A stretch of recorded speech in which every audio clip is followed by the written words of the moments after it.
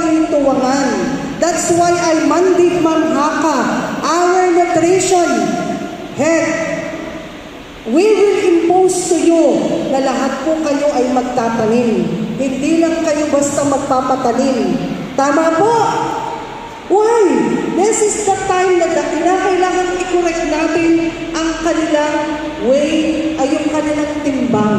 Pwede po ba yun sa inyo mga magulang? Para kayo na rin tumingin kay Mayor. Kayo pag napapahiya. Napapahiya kayo. My aim, para hindi po kayo mapahiya. Ang ini-emphasis ko rito, bilang nanay po ng lokal na pamahalaan, kailangan po kayong kumilos primarily. Kami po'y naririto para po kayo agapayan. Yung pong mga walang trabaho, we are willing to send you sa TESDA para po kayo makapag-train.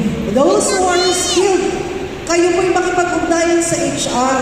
Unti-unti, hahanapan namin kayo ng trabaho para again, may additional income kayo na may pambili kayo ng pagkain.